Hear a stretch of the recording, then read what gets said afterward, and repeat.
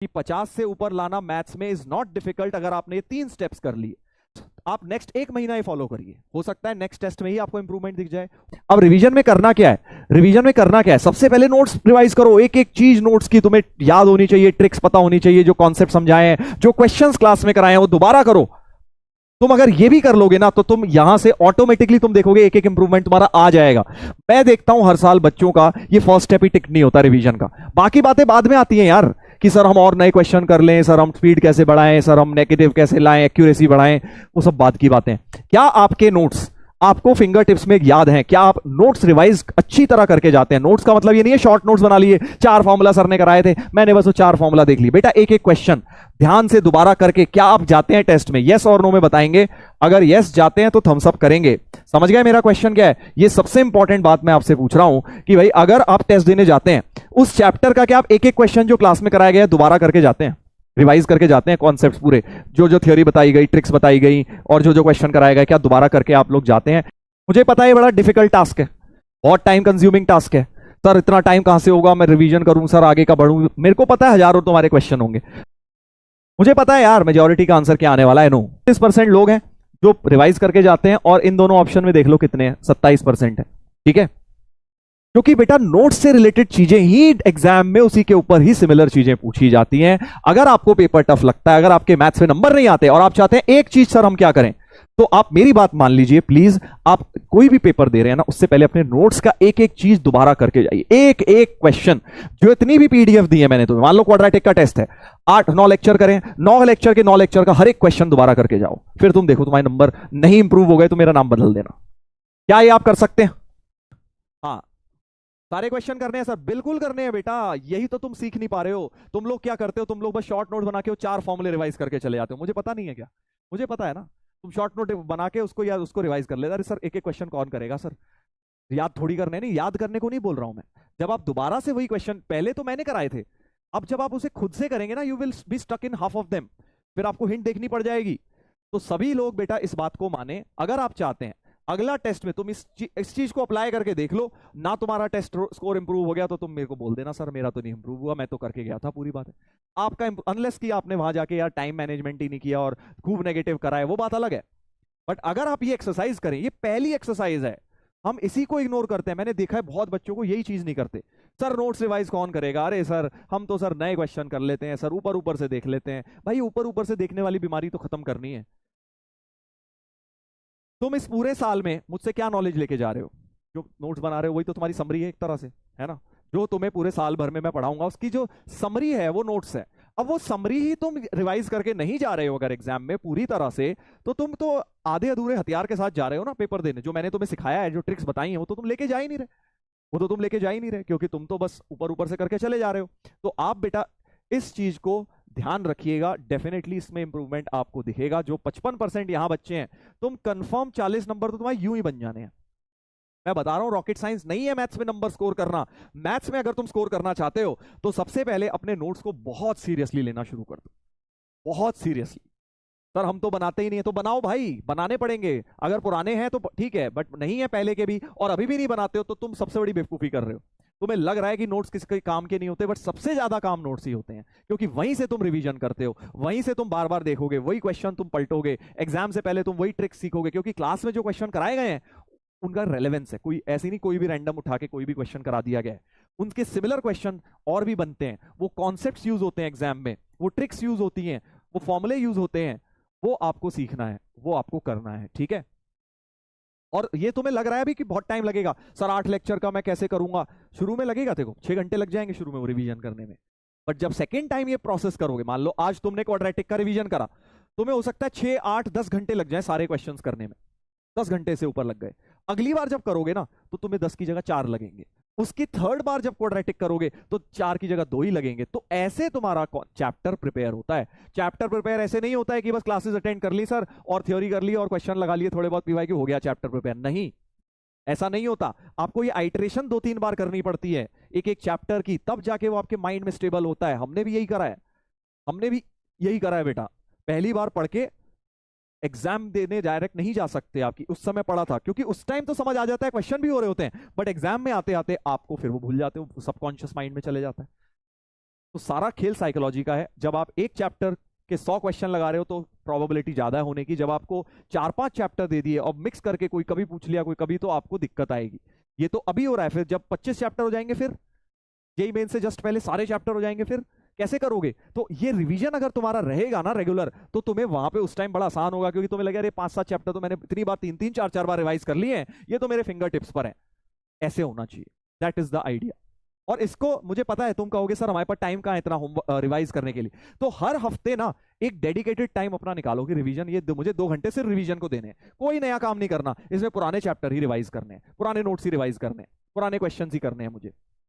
हर हफ्ते अपना एक 2 घंटे का स्लॉट बांध लो।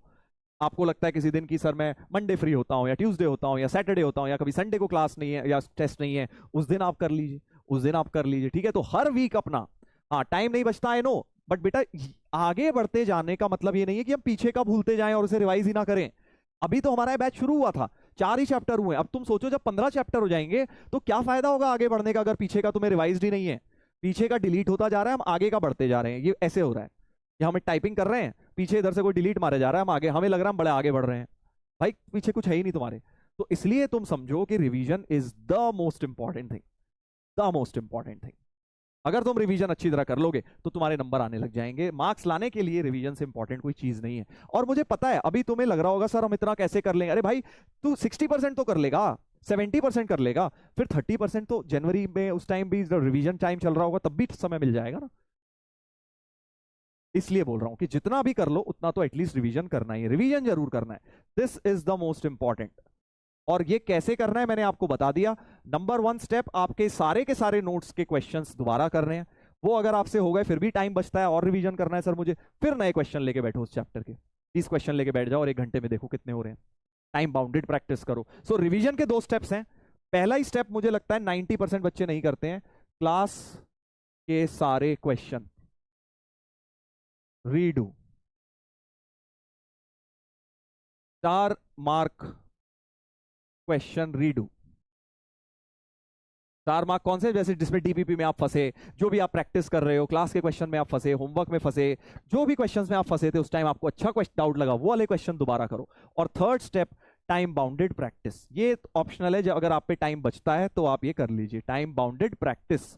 कि भाई अब आपने मान लीजिए सपोज क्वाड्रेटिक रिवाइज करना है, आपने सारे क्लास के क्वेश्चन भी कर लिए, जहां जहां फंसे थे वो सारे क्वेश्चन भी कर लिए दोबारा, डीपीपी करते वक्त जहां फंसे थे जो डाउट आए थे उनको भी आपने रीडू कर लिया है, और अब आपके पास समय बचा है तो आप एक 20 नए सवाल लेके बैठ जाइए मेंस लेवल के क्वाड्रेटिक के, और फिर उनमें से देखिए 1 घंटे में आपसे कितने हो रहे हैं। ये 3 स्टेप तुम्हें करने हैं। अगर पहले 2 भी अभी कर लोगे तो बहुत है, इनफैक्ट फर्स्ट भी कर लो यार। अभी तो तुम लोग पता है यहाँ क्यों स्टक हो, क्योंकि तुम अभी फर्स्ट स्टेप भी नहीं करते हो, फैक्ट यही है। जिस दिन से तुम ये फर्स्ट स्टेप करने लग गए, सेकंड स्टेप करने लग गए, मैं तुम्हें गारंटी दे सकता हूं कि बेटा तुम सब 50 नंबर से ऊपर लाओगे, सब के सब। ये फैक्ट है, फैक्ट है। तुम लोग नहीं ले रहे हो बेस्ट बेनिफिट इस बैच में से कि 50 से ऊपर लाना मैथ्स में इज नॉट डिफिकल्ट अगर आपने ये 3 स्टेप्स कर लिए। तो अब आप लोग मुझे प्रॉमिस करिए कि सर 3 नहीं तो एटलीस्ट 1 तो मिनिमम करके जाऊंगा, और समय मिला तो 2 भी कर लूंगा, और समय मिला तो 3rd। ये बस तुम्हें टास्क दे दिया, मैंने टास्क दे दिया, बस इसी ऑर्डर में तुम्हें करना है, इसी ऑर्डर में रिवीजन करना है तुमने। हाँ सर रिवीजन के टाइम में क्लास के सारे क्वेश्चन नहीं करता, तो यही तो सबसे बड़ी गलती करता है बेटा, यही तो सबसे बड़ी गलती करता है, that is the biggest mistake. करने हैं सारे क्वेश्चंस, तभी तो तुम वो सब चीजें दोबारा तुम्हारे माइंड में स्टेबल होंगी। जब पहली बार कर रहे थे तब तो मैं करवा रहा था, घर जाके तुमने समझ लिया उसे, अब जब खुद से करने की बारी आई रिवीजन के तो तुम कर नहीं रहे हो। एग्जाम में वैसे ही क्वेश्चन आएंगे तो तुम फंसोगे, डेफिनेटली फंसोगे, क्योंकि वहां तो तुम्हारे पास मैं हूं नहीं। ठीक है, प्रॉमिस सर, प्रॉमिस। चलिए बहुत अच्छी बात है। तो अब नेक्स्ट टेस्ट आप नेक्स्ट 1 महीना ही फॉलो करिए, हो सकता है नेक्स्ट टेस्ट में ही आपको इंप्रूवमेंट दिख जाए, हो सकता है नेक्स्ट टू नेक्स्ट में दिखे, बट 1 महीने अब आपको यही फॉलो करना है, ठीक है। और आपको अब ये करना है, डेफिनेटली आपका इंप्रूवमेंट आएगा, ये बात तुम लिख कर ले लो। चलो तो ये बात हो गई टेस्ट की, ठीक है। टेस्ट का रिवीजन, मुझे पता है सबसे ज्यादा दिक्कत रिवीजन में, बाकी सब चीजें ऑटोमेटिकली फॉल इन प्लेस हो जाएंगी।